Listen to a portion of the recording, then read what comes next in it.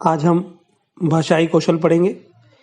भाषा शब्द भाष धातु से बना है, जिसका शाब्दिक अर्थ है वाणी को अभिव्यक्त करना। अर्थात भाषा ध्वनि संकेतों की एक ऐसी व्यवस्था है जिसमें व्यक्ति परस्पर विचारों का विनिमय अर्थात आदान प्रदान करता है। भाषा एक साधन है तथा भाषा ही उन्नति व सफलता का मूलभूत आधार है।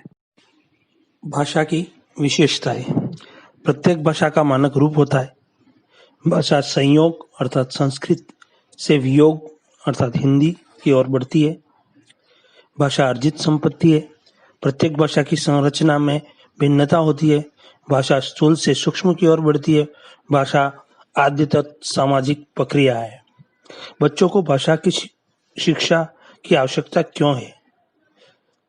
चारों कुशलों का विकास हो सके, ज्ञान अर्जित कर सके, ज्ञान का स्थायीकरण कर सके, सौंदर्य अनुभूति कर सके, मौन वाचन का अभ्यास हो सके, साहित्य में रुचि हो सके, सर्वांगीण विकास हो सके, विचारों की अभिव्यक्ति हो सके, व्यक्तित्व शैली का विकास हो सके।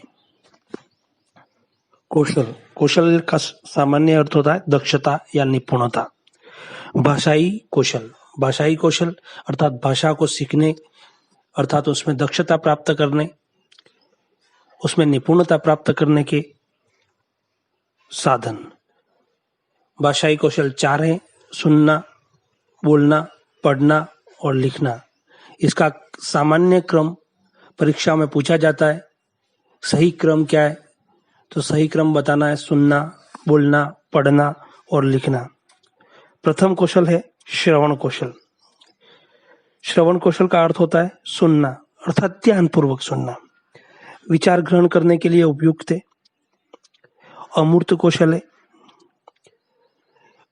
ज्ञान अर्जन करता है, ज्ञानेंद्रियों का विकास होता है। बालक अनुकरण द्वारा सीखता है जिससे उसके शब्द भंडार में वृद्धि होती है। भावों के स्तर का चयन होता है। श्रवण कौशल का संबंध कान से है। भाषा सीखने का प्रथम चरण है।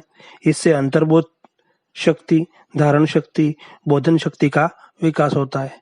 श्रवण कौशल को विकसित करने की विधियां। प्रथम है सस्वर वाचन, दूसरी है अंत्याक्षरी विधि, तीसरी है भाषण विधि और चौथी है वाद विवाद विधि। पढ़ना कौशल में सबसे ज्यादा महत्वपूर्ण है संदर्भानुसार अर्थ ग्रहण करना।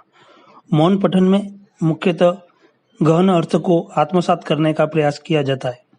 एकांकी पढ़ने का सबसे अच्छा तरीका है बच्चों को अलग अलग पात्रों से संवाद पढ़वाया जाए और फिर एकांकी का मंचन हो।